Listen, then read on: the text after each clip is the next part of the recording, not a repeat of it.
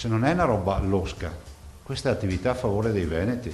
Caccia all'acquisto di vaccini anti-Covid sul mercato estero. Dopo le polemiche scoppiate sul caso Veneto, il presidente della regione risponde mostrando assieme al direttore generale della sanità Flor la lettera indirizzata all'AIFA nella quale ha chiesto di poter negoziare l'acquisto e l'importazione di 4 milioni di dosi.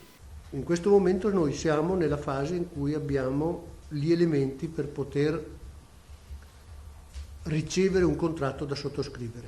Noi abbiamo subordinato la possibilità di procedere e quindi di chiudere all'autorizzazione che è necessaria per l'importazione, perché questa è una legge dello Stato.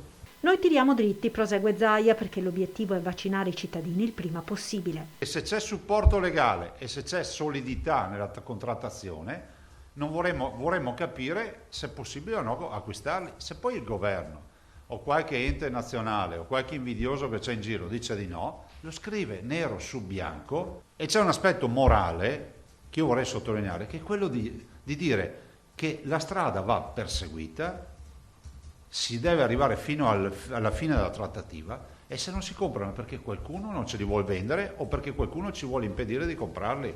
Ma questa è una responsabilità che io non mi porto in pancia. Il vero problema, spiega il direttore Flor, è la carenza di vaccini. I vaccini che abbiamo sono troppo pochi.